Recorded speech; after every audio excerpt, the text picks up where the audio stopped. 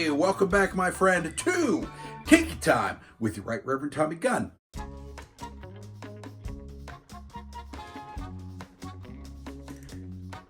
Hey, mahalo, bitches. It's me, your Right Reverend Tommy Gunn at Tiki Time for Reverend Tommy Gunn, coming to you directly from the Hey, Come On, I Want to Lay a Tiki Lounge. But this is another part of the lounge. The mugs are over on another side, but what do you think, right? Pretty comfortable? Pretty comfortable down here, definitely. My girl Alice did all the design for it. Very happy with her. Cannot thank her enough for doing it. I have not had a drink yet. Let me get my drink. There we go. Let me get rid of this hat. I appreciate it. Oh, no, because I'm wearing this hat for a reason. I'm wearing my Tiki Tea fez because this week is the birthday, the founding of the Tiki Tea in Hollywood, California. My home bar, my favorite place. Aloha, Tiki Tea. Happy birthday to you. I look forward for you being around for many years to come. I was going to drink out of my Tiki Tea mug, but I'm saving that one for something like super special. Okay, got a Mai Tai in here. I'm going to do a Mai Tai recipe a little later on in this program for those of you who've never tried one or want to try maybe a new recipe. All right, thank you all very much. All right, let's put that aside over there. And for a little bit, I'm going to put on another one. There we go, my Reverend Tommy Gunn fez for a few minutes. See how that goes. Hey, so this is episode 3 of Tiki Time.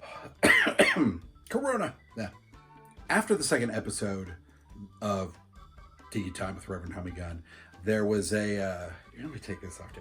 There was, I was actually very happy after that second episode to get a lot of feedback from people about what they thought about the show.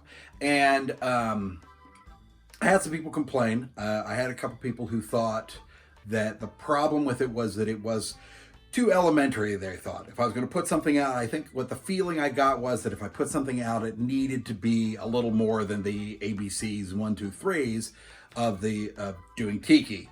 But at the same time, and I appreciated that, and I realized that just reading a passage out of Sven's book was just not going to cut it. So I need to do better, and I absolutely will. Thank you very much for your feedback. For everyone else who wrote in and said that they liked what was happening, for people who didn't realize some of the history of Tiki, didn't really realize what it was about, or thought it was, different than what it was, or who had never really even heard of it before and then were kind of interested, thank you so much. I appreciate your feedback too, and I'm going to try to do everything I can to make this the best kind of show for you, so that you can learn a lot, you can find out some cool stuff. But at the same time, for some people who are returning, I hope that this show helps bring you sort of a return of your love of Tiki. Not that I ever would think for a moment that you had dropped it.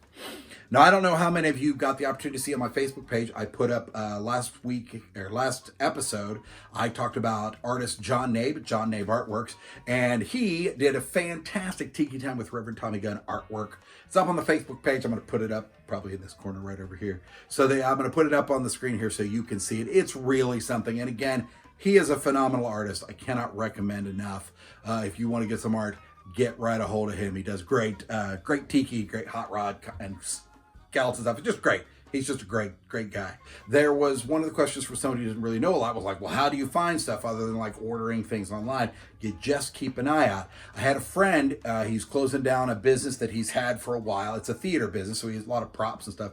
And we were just getting rid of stuff because, once it's used or if anything was broken, so we were just clearing things out. And I came across this.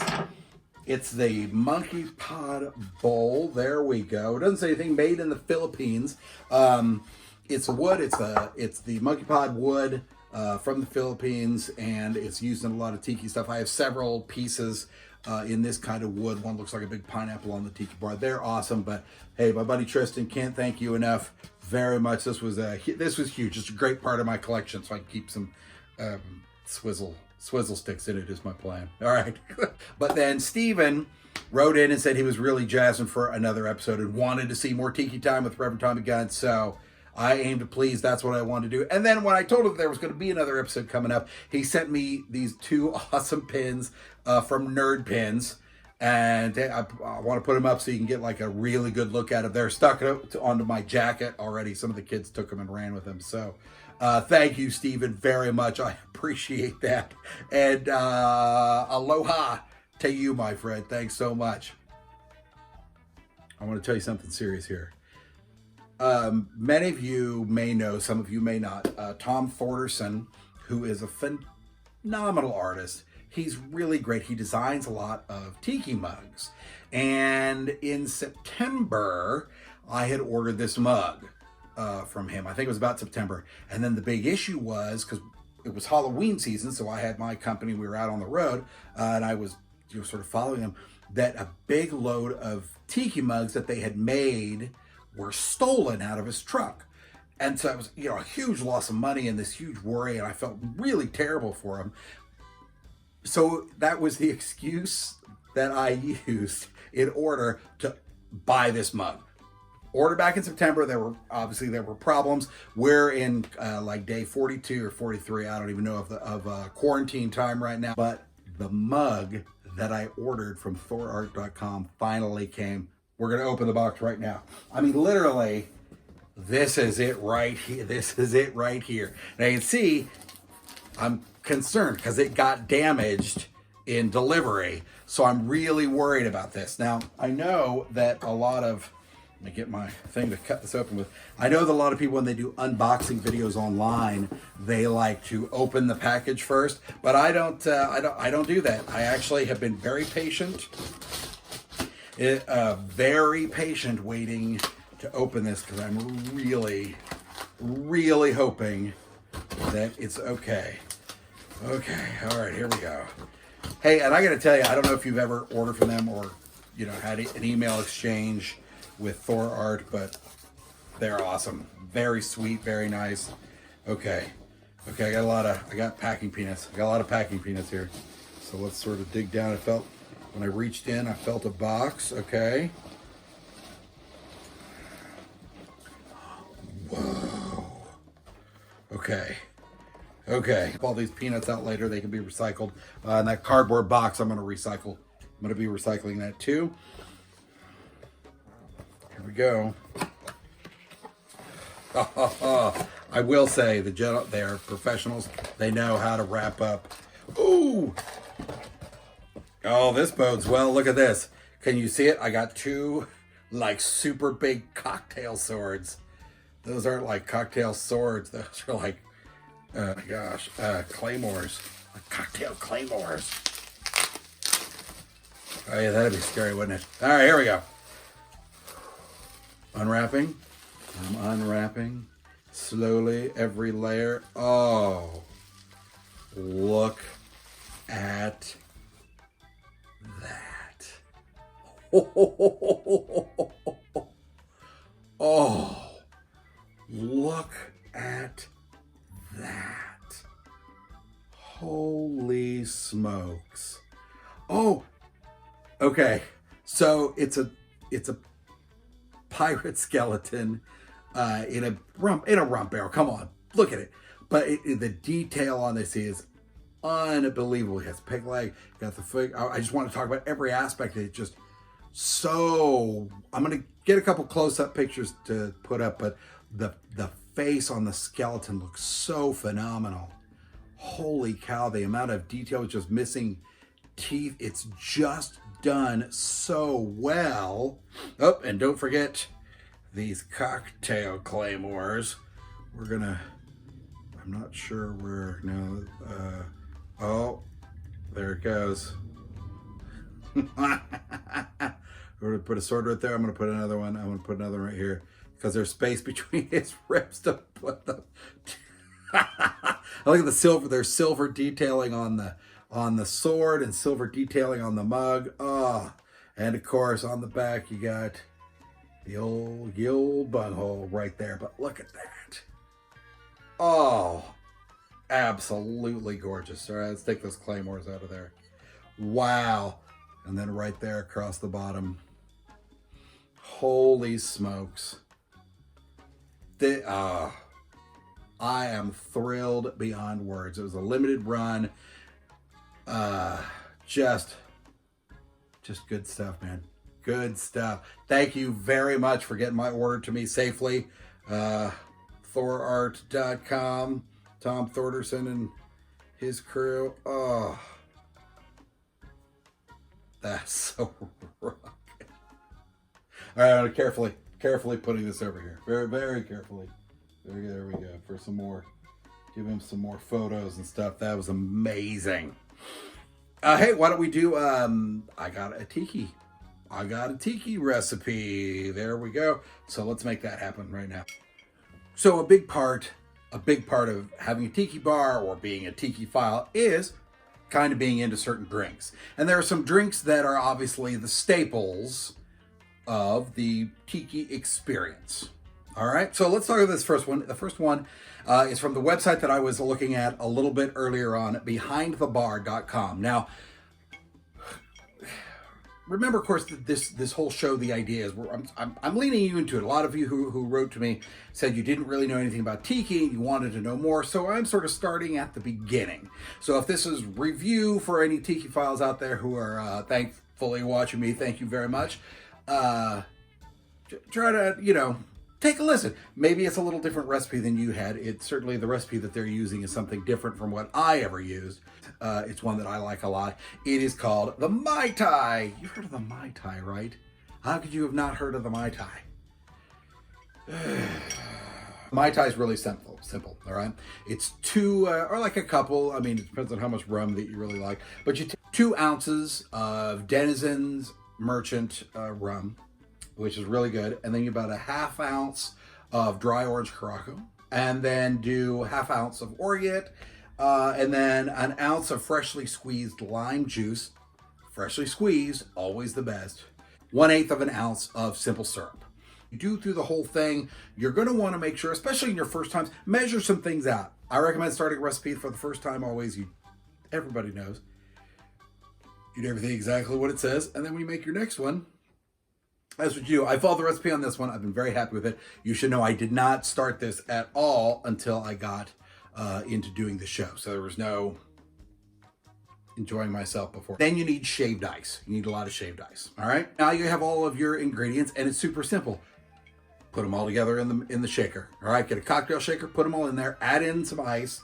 Like when you add in some ice, you're adding like 2/3 to like a 2/3 to a 3/4, maybe. Seem about right? Then you're gonna cap the shaker. You're gonna shake it real hard for about 15 seconds. Make sure it's shook up real good. And then strain it into your tiki glass. And then, which of course you filled with ice. So you're straining it in there nice and good. And then you're gonna garnish it with some freshly grated nutmeg. Now, of course, you can always add, something to stir with. You can add some fruit. It's a tiki drink. Put a little umbrella on the top. That's what you're supposed to do. So, if you haven't tried a Mai Tai, try a Mai Tai right now. Hey, I was putting together the video and it suddenly occurred to me that I didn't warn you something. For those of you who have never really been drinking tiki drinks, they're super sweet, they're super fruity, they taste amazing. You're just going to want to suck them down, and I don't blame you. Don't do that. Do it maybe for 1, 2 at most. Next thing you know, you're stumbling home and your partner's like, "Oh, you smell like a rum bear." And I'm like, "Oh yeah, well, I only had like 2 drinks." And then they're all like, "You're a jerk for being out all night. Why don't you have any pants on?" And I'm like, am I even in the right house? Who are you people? An announcement. I don't think it's premature. I think we're in a good spot, but I had a conversation with a friend of mine the other day. Now, some of you don't know, I'm originally from Dayton, Ohio, and I grew up with the Kon-Tiki theater up on Salem Avenue, and of course, hearing about the Tiki in Columbus and all these other great places. The Tropics was a tiki bar here in Dayton, Ohio. And there's been some other places along the road in here too. So I've been kind of enjoying the archaeology of tiki, as it were, the sort of digging into the past to find some things and try to bring some stuff forward. But I was doing that, and I don't know if you know this, but I am a fan of horror movies and monster movies as well as TV horror show hosts. I grew up watching Dr. Creep when I grew up here in Dayton, Ohio.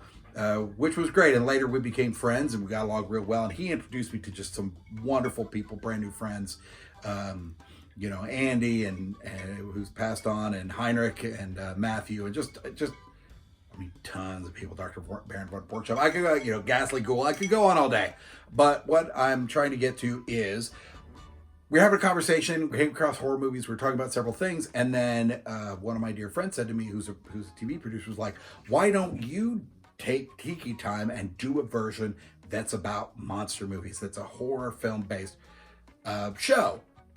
And I thought that idea was so great that the plan is the second Saturday of every month, we are going to launch the Kon-Tiki Time Theater. Kon-Tiki Time Theater with your Reverend Tommy Gunn, a horror movie show that is all about nautical and tiki themed horror movies, or they have a fair amount of those things. So be on the lookout for that. That should be coming out the second Saturday of every month. And last, certainly not least, on today's Tiki Time, I had said I was going to try and have some live music, and I don't have it yet because my partner is saving herself to come and do something when the Kon-Tiki Time Theater premieres with your Reverend Tommy Gunn, and have some guests on there. It's going to be a lot of fun. It's going to be a little expansion, but it'll still probably come to you here from the, hey, come on, I want to lay a Tiki Lounge. And I'm your Reverend Tommy Gunn. I'm drinking a Mai Tai right now, and I hope that you are having as good a time you have in the quarantine. You know, quarantine's a little boring. You know what I've seen people been putting? The Kon-Tiki. So, happy Kon-Tiki to you. Happy birthday to the Tiki Tea in Hollywood, California. And mahalo. Be safe. Wash your hands.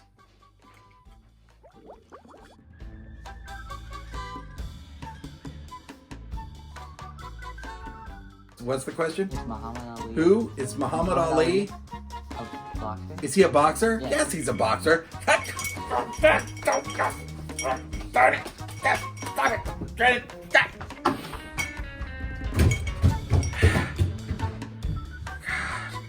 Better not spill my drink.